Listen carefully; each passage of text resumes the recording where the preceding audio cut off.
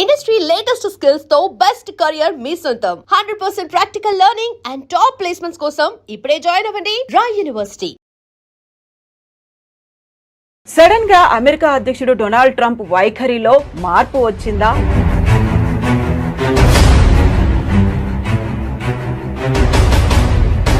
భారత్ ని దూరం పెడితే జరగబోయేటువంటి నష్టాలేంటో తెలిసొచ్చాయా? డొనాల్డ్ ట్రంప్ వైఖరిలో కనిపిస్తున్నాయి.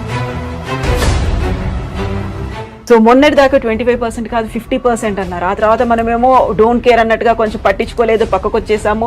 చైనా అండ్ రష్యాతో బంధాలు డెవలప్ చేసుకున్నాము, 40 కంట్రీస్తో మళ్ళీ ఎక్స్పోర్ట్స్ చేయాలని ఇవన్నీ ఆలోచనలు ఉన్నప్పుడు సడన్ గా ఒక టేక్ బ్యాక్ అయ్యారా?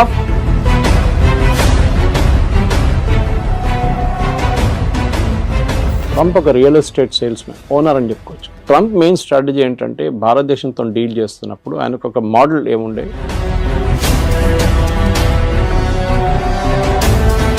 కాకపోతే ఇక్కడే డబుల్ స్టాండర్డ్ ఏమన్నా ఉందా? మీరు చెప్పినట్టుగా వాళ్ళని పంపించేస్తున్నారు, లేకుంటే స్టూడెంట్స్ని రానివ్వట్లేదు, అక్కడ ఉన్నటువంటి వీసాలను కట్ డౌన్ చేస్తున్నారు అనే దాంతో పాటుగా ట్రంప్ మనతో మాట్లాడడానికి ఇంట్రెస్ట్ చూపిస్తున్నారు. 4 సార్లు మోదీ కాల్ చేశారంట. నేను మోదీతో మాట్లాడబోతున్నాను next week and I'm very happy to will do the trade deal with India very soon అన్న. నవంబర్ డెడ్ లైన్ మనం ఆల్రెడీ పెట్టుకున్నాం ముందే.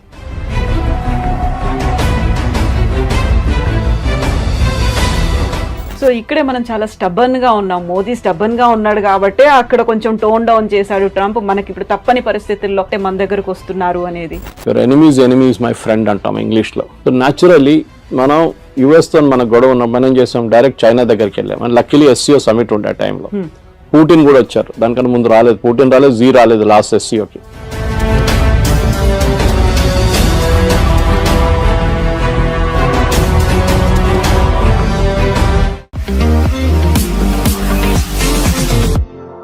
నమస్తే, నేను Kavitha. Welcome to iDream news and నిజాలు. సడన్ గా అమెరికా అధ్యక్షుడు డొనాల్డ్ ట్రంప్ వైఖరిలో మార్పు వచ్చిందా? భారత్ ని దూరం పెడితే జరగబోయేటువంటి నష్టాలేంటో తెలిసొచ్చాయా? ఎందుకని సడన్ ట్విస్ట్లు, టర్న్లు డొనాల్డ్ ట్రంప్ వైఖరిలో కనిపిస్తున్నాయి? మనతో పాటుగా ఉన్నారు సీనియర్ జర్నలిస్ట్ సురేష్ కొచ్చాతిల్ గారు. సార్ నమస్తే. నమస్తే. సో మొన్నటి దాకా 25% కాదు 50% అన్నారు. ఆ తర్వాత మనమేమో డోంట్ కేర్ అన్నట్టుగా కొంచెం పట్టించుకోలేదు, పక్కకు వచ్చేసాము. చైనా అండ్ రష్యాతో బంధాలు డెవలప్ చేసుకున్నాము, 40 కంట్రీస్తో మళ్ళీ ఎక్స్పోర్ట్స్ చేయాలని ఇవన్నీ ఆలోచనలు ఉన్నప్పుడు సడన్ గా ఒక టేక్ బ్యాక్ అయ్యారా? ఫుడ్ డౌన్ అయిపోయారు? ఏమైంది అక్కడ అసలు ట్రంప్ వైఖరిలో? ఎందుకు అలా కనిపిస్తోంది? ట్రంప్ ఒక real estate sales man, owner అని చెప్పుకోవచ్చు. మన జీవితం అంతా రియల్ ఎస్టేట్ అమ్మేయడం. మనకు అందరికి తెలుసు రియల్ ఎస్టేట్ వాళ్ళు ఎట్లా మాట్లాడతారని. వాళ్ళకు ఒక అగ్రెషన్ ఉంటుంది వాళ్ళ దాంట్లో. ఎందుకంటే ఒక ప్రాజెక్ట్ అమ్మాలంటే మీకు అంత ఈజీగా చేయలేరు. మీరు చిన్న చిన్న పోరోలను పంపించి చేయకుండా బాస్ డైరెక్ట్లీ డీల్ చేసినప్పుడు లాంగ్వేజ్ ఒకటి ఉంటుంది. ఒకటి take it or leave it అనేది ఒక లాంగ్వేజ్ ఉంటుంది. సో ట్రంప్ కూడా అంతే. సో ఆయన ఒకసారి ప్రెసిడెంట్ అయ్యారు, మళ్ళీ ఈ లాస్ట్ నెక్స్ట్ టైం మళ్ళీ ప్రెసిడెంట్గా వచ్చారు. సో ట్రంప్ మెయిన్ స్ట్రాటజీ ఏంటంటే భారతదేశంతో డీల్ చేస్తున్నప్పుడు ఆయనకు ఒక మోడల్ ఏముండే, మన వియట్నాం, యూకే ఇట్లాంటి రాష్ట్రాన్ని తీసుకొని EU ఇస్ అ యూనియన్ రాష్ట్రం అని చెప్పాలి దాన్ని.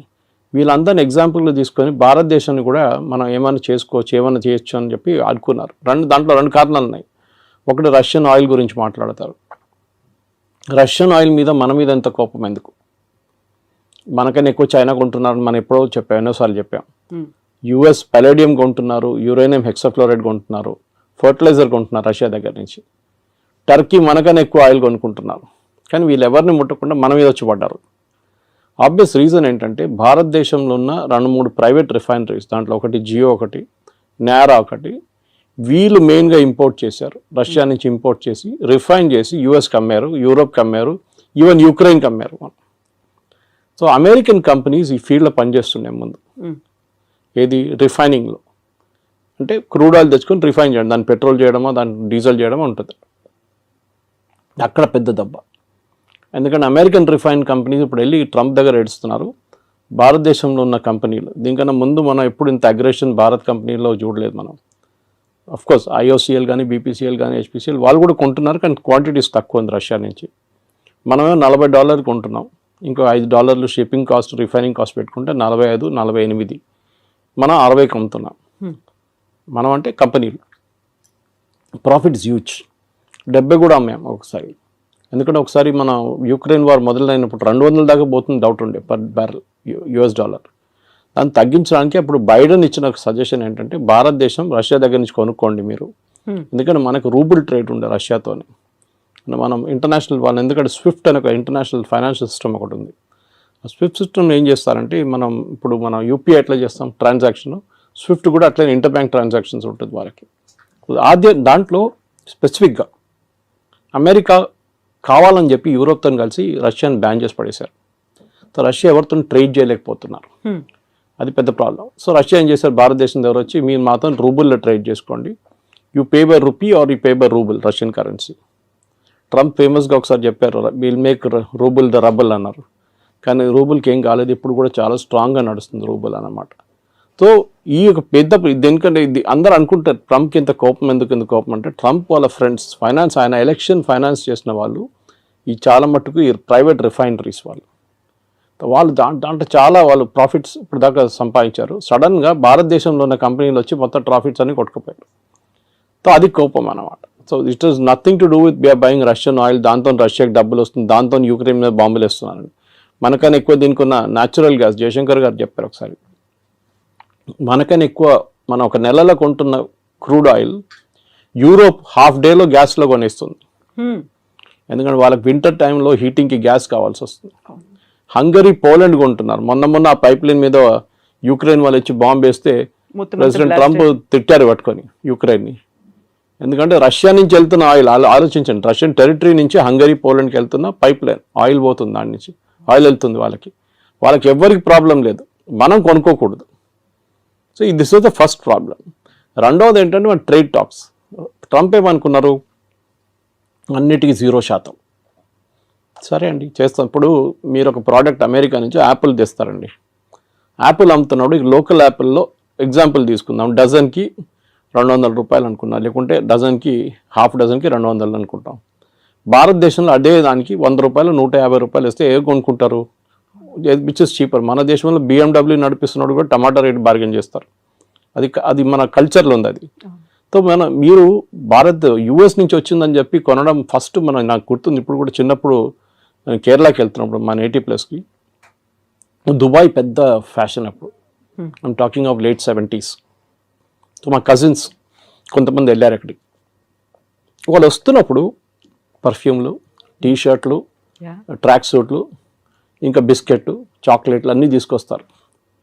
సో అక్కడ ఒక డిస్ట్రిబ్యూషన్ ప్యాటర్న్ ఉంటుండే, రాగానే ఫస్ట్ సరౌండర్ చేసుకుంటారు, మొత్తం సరౌండ్ చేసి నాకేం తీసుకొచ్చాను అడిగితే వాడికి పర్ఫ్యూమ్ తీసుకో, ఒక బిస్కెట్ తీసుకో, ఒక చాక్లెట్ తీసుకో అని ఇచ్చేస్తారు. ఏజ్ బట్టి ఉంటుంది, కొంతమందికి టీషర్ట్లు.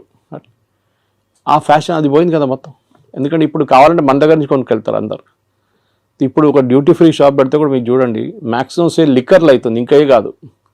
పర్ఫ్యూమ్లు అంతా భారతదేశం దొరుకుతుంది, మీరు కస్టమ్ నోటిఫైడ్ షాప్కి వెళ్తే మీకు దొరుకుతుంది, నార్మల్ షాప్లో దొరుకుతుంది, మీకు బయట నుంచి ఎందుకు ఫ్యాషన్. US ప్రాబ్లం ఏంటంటే మా ప్రోడక్ట్ మేము భారతదేశంలో అమ్మాలి, మీరు డ్యూటీ తగ్గించండి. ట్రంప్ ఎప్పుడు చెప్తున్న ఒక ఎగ్జాంపుల్ హార్లీ డేవిడ్సన్, మీరు వినుంటారు. హార్లీ డేవిడ్సన్ మీద 150%, 200% పెట్టారు. ఇలా హార్లీ డేవిడ్సన్ మీద మీరు 300% కూడా పెట్టండి, ఏ ప్రాబ్లం ఉండదు. ఎందుకంటే అది కొనాల్సిన కొంటాడు, దాని క్రేజ్ తగ్గదు. క్రేజ్ అని కదా, క్రేజ్ ఒకటి, ఇట్స్ ఆస్పిరేషనల్ ప్రోడక్ట్ అంట మన ఇంగ్లీష్లో. ఒక యాపిల్ ఐఫోన్ లాగా, ఒక నాలాంటి వాళ్ళు ఒక OnePlus ఫోన్ నడిపిస్తున్నాడు, యాపిల్ ఐఫోన్ ఒక ఆస్పిరేషనల్ ప్రోడక్ట్గా ఉంటుంది. కానీ నాకు ఆ ప్రాబ్లం లేదు. ఓకే, నా కూతురు దగ్గర ఐఫోన్ ఉంది, కానీ నేనప్పుడు ఎంత సింపుల్ ఫోన్ అంత సింపుల్ నడిపించు. కానీ కొంతమందికి ఆస్పిరేషనల్ ప్రోడక్ట్స్ ఉంటుంది. ముందు US నుంచి వస్తున్న US ప్రోడక్ట్స్ మీద చాలా క్రేజ్ ఉండే, మేడ్ ఇన్ USA. అది మేడ్ ఇన్ చైనా అని యాక్చువల్లీ దాన్ని స్టిక్కర్ పెట్టేసి మేడ్ ఇన్ USA చేసి మనకు అమ్ముతారనమాట. సో దాంట్లో మెయిన్గా మనకి మిషనరీ అక్కడి నుంచి వచ్చే కార్ల మీద మనకు ప్రాబ్లం లేదు. ఆల్రెడీ టెస్లా అమ్ముతున్నారు, బాంబేలో షోరూమ్ వచ్చేసింది, అమ్ముతున్నారు. మనకు మహారాష్ట్ర మినిస్టర్ కొన్నారంట first buyer of particular grands అన్ని స్కూల్కి పంపించడానికి. సో మన దగ్గర డబ్బులు ఉన్న వాళ్ళు ఉన్నారు, కొంటారు. ఎవరు అన్నారు India is a rich nation of poor people అని. సో అట్లా అనమాట. సో ఇక్కడ మన దగ్గర కొనడానికి చాలామంది ఉంటారు. సో మీరు ఏ రేట్ వేసినా కానీ కొంటారు. సరే తగ్గిస్తాం, మీకు ఏం బెనిఫిట్ వస్తుంది, మీరు ఇంకా 10 మోటార్ సైకిల్ ఎక్కువ అమ్ముతారా, అమ్మేసుకోండి, ప్రాబ్లం. ఎందుకంటే మనకు ఆ రేంజ్లో హార్లీ డేవిడ్సన్ రేంజ్లో మన దగ్గర ప్రోడక్ట్స్ లేవు. హార్లీ డేవిడ్సన్ కాంపిటీషన్ BMW లాంటి బైక్స్తో ఉంటుంది, లేకుంటే మిగతా హైబూసా లాంటి బైక్స్తో ఉంటుంది, హై ఎండ్ బైక్స్తోనే ఉంటుంది. మన దగ్గర మనం వస్తున్నాం హై ఎండ్కి, కానీ మన దగ్గర ఇండియాలో ఒక మిడిల్ క్లాస్కి ఒక నార్మల్ బైక్, ఒక ప్లేస్ నుంచి ఒక ప్లేస్కి వెళ్ళడానికి బైక్ కావాలి. రేసింగ్ బైకులు కానీ మిగతా కానీ యంగ్స్టర్స్కి ఒక ఆస్పిరేషనల్ ప్రోడక్ట్గా ఉంటుంది. Second, agriculture imports. వాళ్ళు యుఎస్లో చాలా హెవీ సబ్సిడీ ఇస్తారు ఫార్మర్స్కి. ఇంకోటి వాళ్ళ టెక్నాలజీ చాలా అడ్వాన్స్డ్. మన దగ్గర మన భారతదేశం అన్నిటికంటే పెద్ద ప్రాబ్లం అగ్రికల్చర్లో టెక్నాలజీ యూజ్ చేయట్లేదు. చేస్తున్నాం కానీ చాలా తక్కువ. మీరు సౌత్లో చూడండి అండ్ పంజాబ్తో కంపేర్ చేయండి. హార్వెస్టింగ్ మొత్తం మెకనైజ్డ్ అయిపోయింది పంజాబ్లో కంప్లీట్గా. మనం యూఎస్లో చూస్తుంటాం కదా, థ్రెషర్స్ వెళ్తుంటుంది, దాని నుంచి లారీలో పడుతూనే ఉంటుంది అది. మన దగ్గర సౌత్లో ఇంకా మాన్యువల్ టైప్ నడుస్తుంది. సరే ట్రాక్టర్లు యూజ్ చేస్తున్నారు, మిగతా అన్నీ ఉన్నాయి, కానీ ఇప్పుడు కూడా మన దగ్గర టెక్నాలజీ ఎక్కువ వాడలేదు. మన ప్రొడక్టివిటీ చాలా తక్కువ అగ్రికల్చర్లో. వెరస్ యూఎస్లో ప్రొడక్టివిటీ చాలా ఎక్కువ, ఎందుకంటే వాళ్ళు మిషనరీ చాలా యూజ్ చేస్తారు, దానికి సబ్సిడీ గవర్నమెంట్ ఇస్తారు. మన దగ్గర సబ్సిడీ ఎట్లా ఇస్తారు? ఫర్టిలైజర్ ఇస్తారు, ఎంఎస్పి కొంటాం మనం, అది కాకుండా నీళ్ళు ఫ్రీ, ఎలక్ట్రిసిటీ ఫ్రీ. అమెరికా ఏమంటున్నారంటే నీళ్ళు ఫ్రీయా, ఎలక్ట్రిసిటీ ఫ్రీయా, ఫర్టిలైజర్ ఫ్రీయా, మీకు విత్తనాల మీద కూడా సబ్సిడీ, ఇదన్నీ కలుపుకొని ప్రోడక్ట్ కాస్ట్ వేయాలంటున్నారు వాళ్ళు. అంటే మీరు ఒక కిలో బియ్యం మీరు ఎంఎస్పిలో 30-35 రూపాయలు కొంటే యాక్చువల్ కాస్ట్ దానిది 70 రూపాయలు 80 రూపాయలు. దానికోసం నేను షాప్కి వెళ్ళి కొనుక్కుంటే 70 రూపాయలు నడుస్తుంది ఇప్పుడు సోనా మసూరి, ఎందుకంటే that's actual cost. Subsidy without subsidy. Ration షాపులు అమ్మేది సపరేట్. సో యూఎస్ ఏమంటున్నారు, మేము సబ్సిడీ ఇస్తున్నాం, కరెక్ట్, మీరు కూడా ఇస్తున్నారు కదా, సో మన ఇద్దరు 0-0 చేసుకుందాం. సో మనకు పిచ్చేం లేదు అమెరికా నుంచి వచ్చే బియ్యం కొనడానికి. ఇక్కడున్న బియ్యం మనం బాగుంటుంది, మనకు సర్ప్లస్ ఉంది, and we like the local taste. అక్కడి నుంచి వచ్చే కొన్ని ప్రోడక్ట్స్ ఉండొచ్చు కావాలంటే. Soybean for example, America is big producer of it, Ukraine is big producer. భారతదేశంలో ఎప్పుడు కూడా మన దగ్గర సన్ఫ్లవర్ ఆయిల్ కానివ్వండి, మిగతా ఆయిల్స్ చాలా మటుకు ఎక్సెప్ట్ ఫర్ కోకోనట్ ఆయిల్ పక్కన పెడితే అన్నీ ఇంపోర్టెడ్. మన దగ్గర లోకల్ ప్రొడక్షన్ చాలా తక్కువ. ప్రొడక్షన్ ఎందుకంటే కాస్ట్ చాలా ఎక్కువ. సో నేను మొన్ననే ఒక ఇంటర్వ్యూ చేసిన ఒక ఎండీతో, ఇట్లాంటి ఆయిల్ కంపెనీ, ఆయన చెప్పారు ఈ మ్యాట్ that we import everything, almost everything మనం ఇంపోర్ట్ చేస్తాం. మన ఇండియాలో తయారయ్యే సన్ఫ్లవర్కి అంత క్వాలిటీ లేదు, బయట నుంచి వచ్చే సన్ఫ్లవర్ క్వాలిటీ చాలా బాగుంది అంటాం, and cost is very less, ఎందుకంటే మెకనైజేషన్ అగైన్.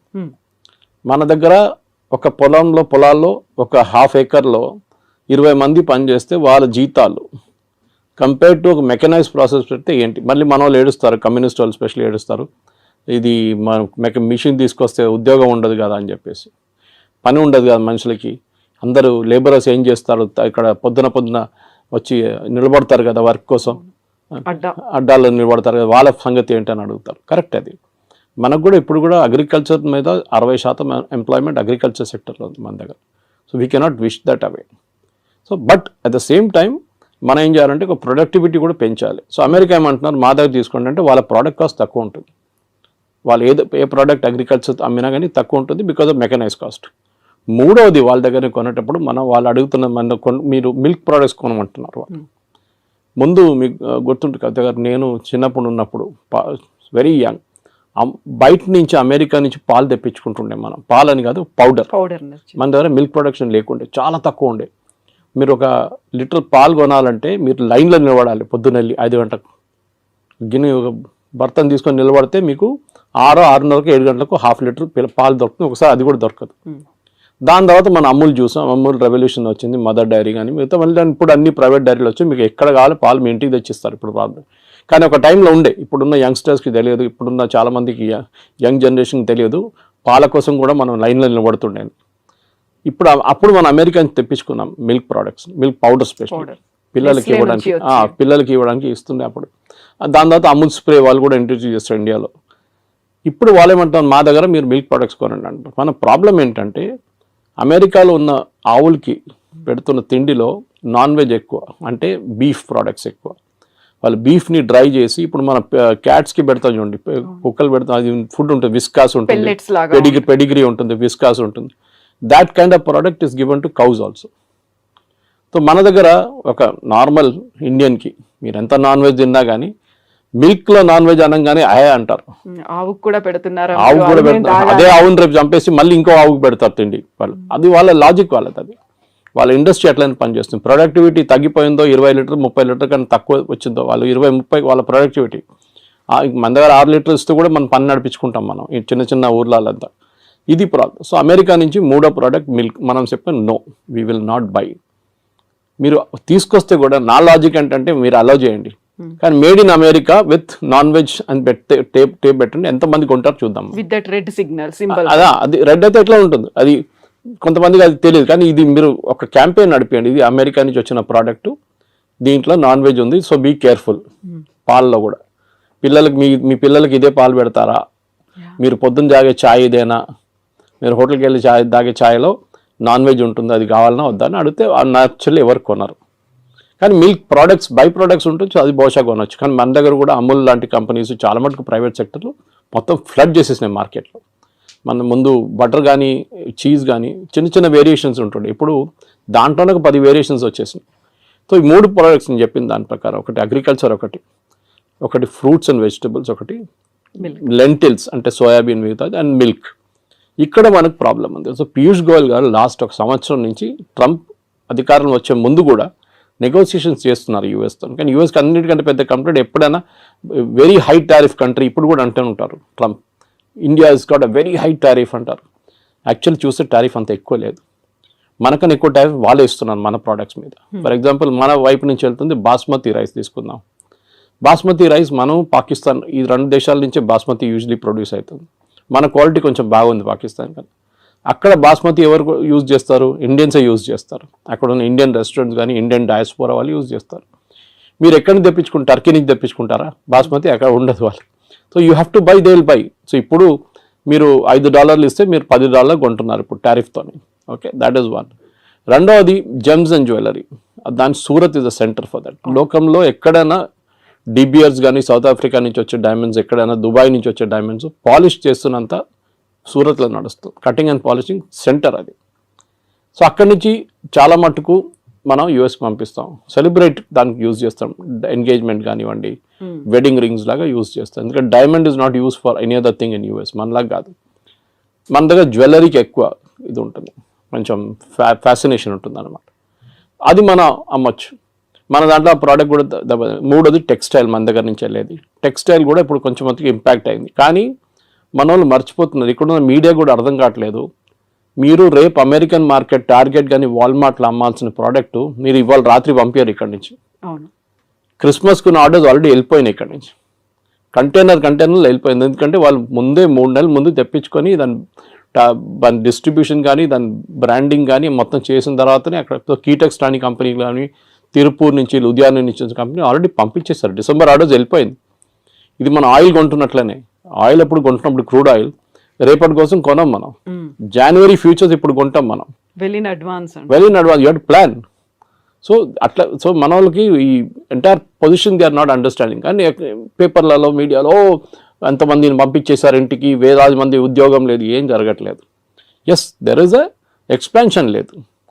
కాకపోతే ఇక్కడే డబుల్ స్టాండర్డ్ ఏమన్నా ఉందా అని మీరు చెప్పినట్టుగా వాళ్ళని పంపించేస్తున్నారు, లేకుంటే స్టూడెంట్స్ని రానివ్వట్లేదు, అక్కడ ఉన్నటువంటి వీసాలను కట్ డౌన్ చేస్తున్నారు అనే దాంతో పాటుగా ట్రంప్ మనతో మాట్లాడడానికి ఇంట్రెస్ట్ చూపిస్తున్నారు. 4 సార్లు మోదీకి కాల్ చేశారంట, ఇలాంటి వార్తలు కూడా ఇవాళ ట్వీట్ చేశారు కదా ట్రూత్ సోషల్లో, నేను మోదీతో మాట్లాడబోతున్నాను next week, and I'm very happy to will do the trade deal with India very soon అన్న. నవంబర్ డెడ్ లైన్ మనం ఆల్రెడీ పెట్టుకున్నాం ముందే. పీయూష్ గోయల్ గారు ఎన్నోసార్లు చెప్పారు that we will finish the deal by November. ఎందుకంటే ఇంత పెద్ద డీల్ని మనం ఈజీగా ఫినిష్ చేయాలి. మనం ఈయూతోని మనకు ఇంకా నడుస్తుంది నెగోసియేషన్స్. యూకేతోను మనకి 3.5-4 సంవత్సరాలు పట్టింది యూకేతో ఎఫ్టీఏ కోసం, ఫ్రీ ట్రేడ్ అగ్రిమెంట్ కోసం. Most of the products India నుంచి వెళ్ళేది యూకేకి ఇప్పుడు 0% వెళ్తుంది. ట్రంప్ ఏమంటున్నాడు, నేను 0% చేయలేను, మీరు నాకు 0% ఇవ్వాలి అంటే కస్టమ్స్ డ్యూటీ 0. నేను ఎందుకు చేయలేనంటే మాకు కాంగ్రెస్ నుంచి అప్రూవ్ తీసుకోవాలంటే వాళ్ళ పార్లమెంట్ నుంచి అప్రూవల్ తీసుకోవాలి, వాళ్ళు ఇవ్వరు. సో మినిమం నాకు 10-15% పెట్టాల్సి వస్తుంది. That is what 15% is. అది ముందు 5 ఉండే, తర్వాత 10 చేసి ఇప్పుడు 15, 25, మన దగ్గర 50 వేసింది.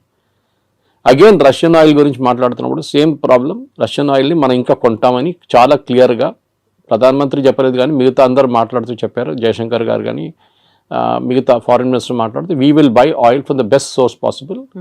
ఎందుకంటే మాకు ఎంత తక్కువ రేట్లో వస్తే అంతమంది మేము అమ్ముతాము. మేము will not by expensive oil. US ఏమంటున్నారు, మా దగ్గర నుంచి ఆయిల్, షేల్ ఆయిల్ ఉంటుంది వాళ్ళ దగ్గర నుంచి దాట్ ప్రోడక్ట్ కాస్ట్ ఎక్కువ ఉంటుంది షేల్ ఆయిల్ది.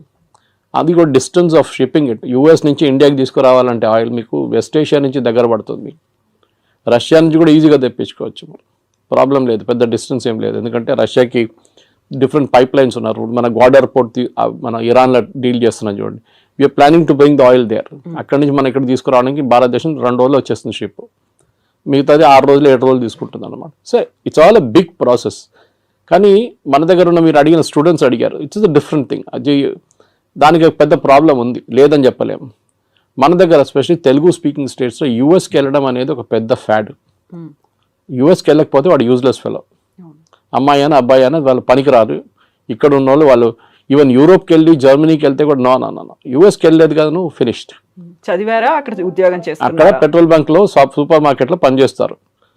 ట్రంప్ ఏమంటున్నారు, మీరు చదవడానికి వచ్చారు, చదవండి, దాని తర్వాత వెళ్ళిపోండి. ఆప్షన్లో ఓపీటీస్ ఉన్న ట్రైనింగ్ ఉంటుంది, ఇంకా 2 సంవత్సరాలు ఉండొచ్చు కావాలంటే. మిస్యూజ్ చేస్తున్నారు, అందరూ అనట్లేదు, సర్టన్ పర్సంటేజ్ వాళ్ళు.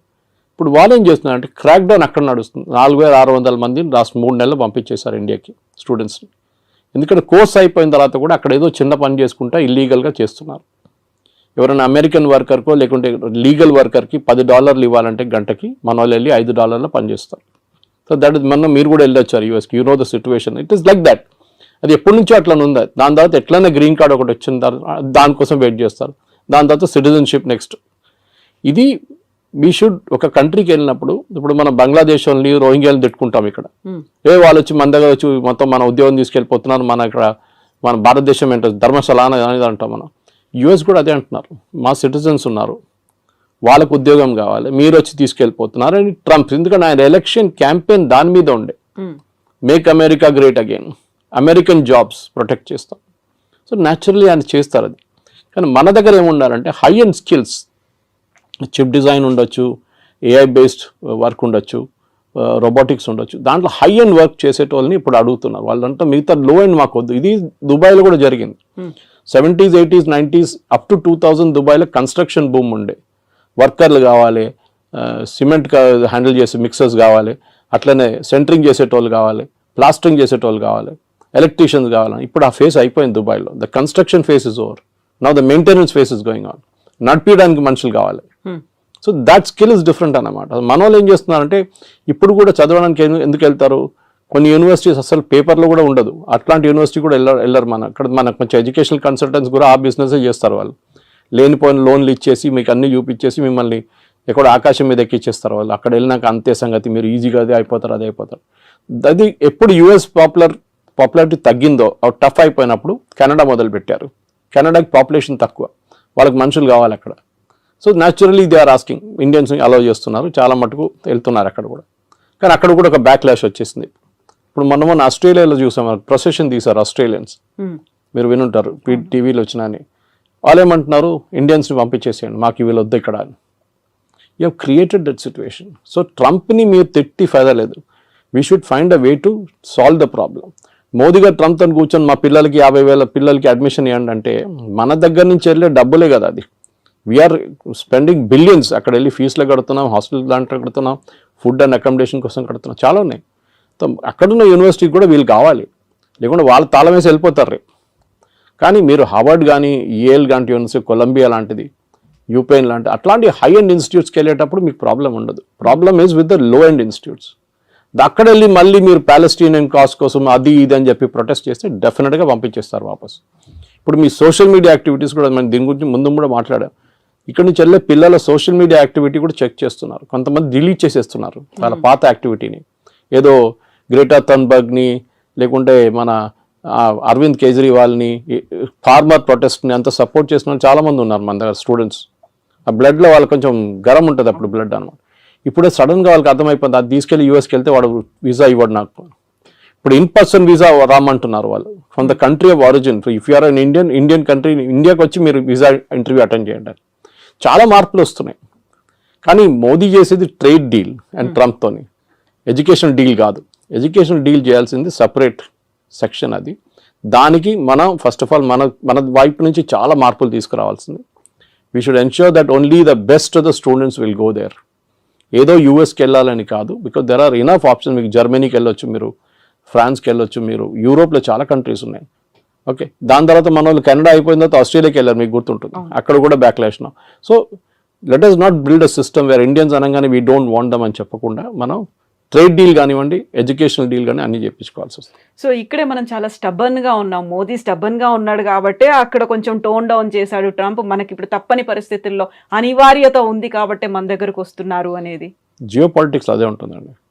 యువర్ ఎనిమీస్ మై ఫ్రెండ్ అంటాం ఇంగ్లీష్లో. సో న్యాచురల్లీ మనం యుఎస్తో మన గొడవ ఉన్న మనం ఏం చేసాం, డైరెక్ట్ చైనా దగ్గరికి వెళ్ళాం. అండ్ లక్కీలీ SCO సమిట్ ఉండే ఆ టైంలో పుటిన్ కూడా వచ్చారు. దానికన్నా ముందు రాలేదు, పుటిన్ రాలేదు, జీ రాలేదు లాస్ట్ SCOకి. మోదీ గారు వెళ్ళారు, ముగ్గురు కలిసి ఆ ఫోటో ఒకటి ఫేమస్ ఫోటో ఒకటి ఉంది. దాంతో ట్రంప్ భయపడి ట్రంప్ ట్వీట్ కూడా చేశారు ట్రూత్ సోషల్లో, that gone to the dark China అని చెప్పేసి. ట్రంప్కి అన్నిటికంటే పెద్ద భయం రష్యా కాదు, China. Actually economically, manufacturing wise and military wise China యూఎస్కి చాలా పెద్ద కాంపిటీషన్. రష్యా కూడా ఉన్నారనుకోండి, కానీ రష్యా యుక్రెయిన్ వార్ తర్వాత కొంచెం వాళ్ళ మ్యానుఫ్యాక్చరింగ్ దెబ్బతిన్నది, స్పెషల్లీ వాళ్ళ డిఫెన్స్ మ్యానుఫ్యాక్చరింగ్. కానీ దే విల్ పికప్, దాంట్లో ప్రాబ్లం. ఇప్పుడు మీరు రష్యన్ జీడిపి చూస్తే యూఎస్ జీడిపి కన్నా ఎక్కువ వాళ్ళది. కానీ వాళ్ళ ఫైనాన్షియల్ అంతా బ్లాక్ చేసి శాంక్షన్స్ పెట్టారు చాలా మటుకు. సో వాళ్ళ $300 బిలియన్ యూరోప్లో ఫ్రీజ్ అయిపోయింది వాళ్ళది. ఎస్, మనం టఫ్గా ఉన్నాం, టఫ్గా ఉండాల్సింది. టుడేస్ జియో పాలిటిక్స్లో మీరు బెండ్ అయితే మిమ్మల్ని కోసి పడేస్తారు వాళ్ళు. యూ కెనాట్, మీరు స్ట్రైట్గా నిలబడి ఫైట్ చేయాల్సిందే. So that is the main thing we need to do. So ఇట్లాంటి పరిస్థితుల్లో డెఫినెట్గా మోదీ గారు చేసిన స్ట్రాటజీని మొన్న Jerusalem post, Israeli news paper, చాలా ఫేమస్ న్యూస్ పేపర్, వాళ్ళకు చాలా మంచి ఆర్టికల్ రాశారు. They are comparing Netanyahu and Modi. గాజాలో ఒక హాస్పిటల్ మీద ఒక స్ట్రైక్ జరిగింది, ఒక బాంబ్ అటాక్ ఇజ్రాయెల్ వాళ్ళు చేశారు. చేసినప్పుడు దాంట్లో 6 జర్నలిస్టు, కొంతమంది డాక్టర్లు చనిపోయారు. పెద్ద గొడవ అయింది. ఇజ్రాయలీ ప్రైమ్ మినిస్టర్ నెటన్యాహు, మళ్ళీ వాళ్ళ డిఫెన్స్ మినిస్టర్, వాళ్ళందరూ చీఫ్ ఆఫ్ స్టాఫ్ అందరూ అపాలజైజ్ చేశారు వచ్చి. Within 3-4 hours. Next day, third day తెలిసింది దాంట్లో 4 హమాస్ టెర్రరిస్ట్ ఉన్నాయని. ఇప్పుడు మీరు ఆల్రెడీ అపాలజైజ్ చేసేసారు, అపాలజీ రిటర్న్ తీసుకోలేరు. Should you have weighted? So వాళ్ళు అన్నారు learn from Modi. A reaction లేరు. ట్రంప్ అదన్నారు, ఇదన్నారు, తిట్టారు, అది అన్నారు, మోదీ ఫోన్ చేయట్లేదు అన్నారు, నేను అది చేస్తాను అన్నారు. Not even a single word. దానికోసం ఇంగ్లీష్లో అంటారు పిక్చర్ స్పీక్స్ 1,000 words అని. ఆ ఫోటో పెట్టేసి ఖతం చేస్తే మొత్తం ఇంపాక్ట్ వచ్చేస్తుంది అంత. సో ట్రంప్ దానికోసం దిగి వచ్చారు. ఎందుకంటే ట్రంప్కి ఇప్పుడు రష్యా చైనా కలిసే ప్రాబ్లం లేదు, వాళ్ళు న్యాచురల్ అలైస్ వాళ్ళు. కానీ అదే ఎందుకంటే ఇద్దరు డిక్టేటర్షిప్స్. మన దగ్గర అట్లా కాదు, మన దగ్గర డెమోక్రసీ ఉంది. So natural and this market 140 కోట్ల మంది ఉన్న మార్కెట్ ఇస్ హ్యూజ్ మార్కెట్, చాలా పెద్ద మార్కెట్. సో అట్లాంటి పరిస్థితుల్లో మన దగ్గర ఉన్న నాలెడ్జ్, మన దగ్గర ఉన్న టెక్నాలజీ అడ్వాంటేజ్, మన దగ్గర ఉన్న సైంటిఫిక్ పూల్, స్టెమ్ కానీ స్టెమ్ లాంటి కోర్సెస్ మన దగ్గర ఉన్నప్పుడు, మనలాంటి IITs, మనలాంటి IIMs ఉన్నప్పుడు డెఫినెట్గా ఇండియా ఇస్ ఫార్ అహెడ్. చైనాతో కాదు, but we're far ahead of other countries, మిగతా కంట్రీస్తో పోలిస్తే.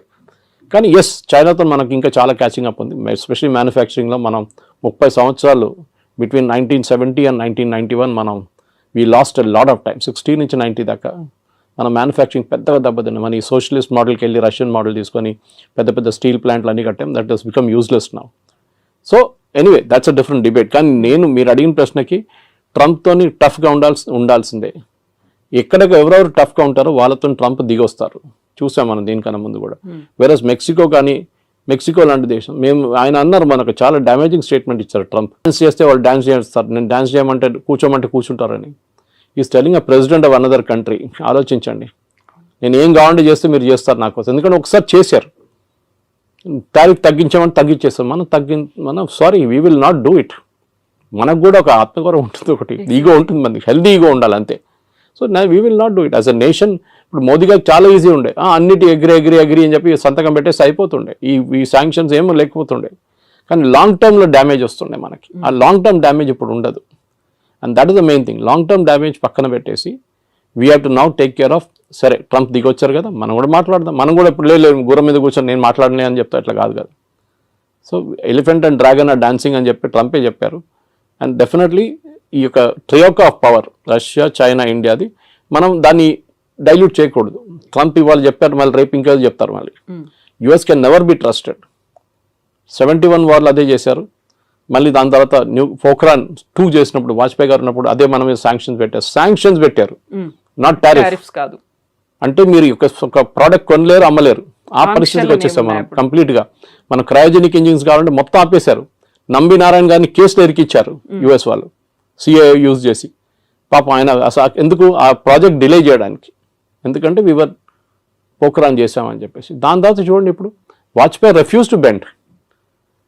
జార్జ్ ఫెర్నాండెస్ ఆ టైంలో దానికన్నా ముందు కోకోకోలాని బయట తరిమి కొడితే థమ్స్అప్ గ్రో అయింది అప్పుడు. ఇప్పుడు కూడా Thums Up is #1 Indian brand. So అట్లా చాలా ఉంది. కొంతమంది అన్నారు కేఎఫ్సి బాయ్కాట్ చేద్దాం, మన మెక్డానల్డ్స్ బాయ్కాట్ చేద్దాం, పెప్సీ తాగొద్దు, కోక్ తాగొద్దు. That's all childish. అది కాదు చేస్తే, అది మనం బంగ్లాదేశ్లో కూడా చూసాం అట్లాంటి ప్రొటెస్ట్ అంతా. మన దగ్గర మెచ్యూర్గా రియాక్ట్ కావాలి.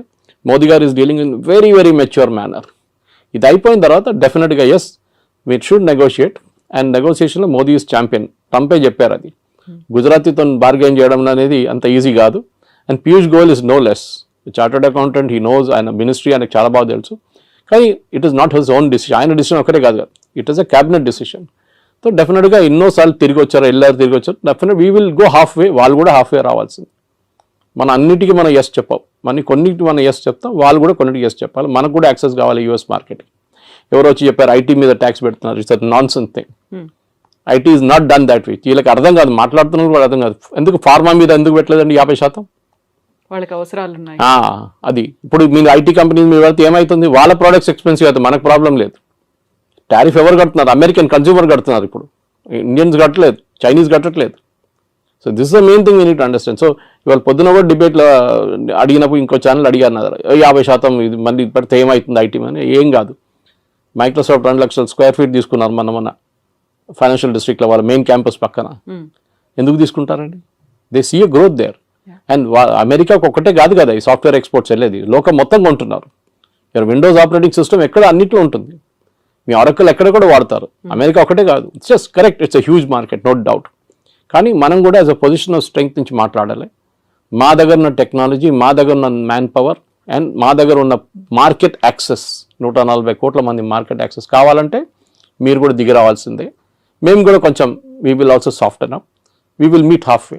అది మన స్ట్రాటజీ ఉండాలి. Yes, sir. Thank you so much, sir. Thank you. Thank you.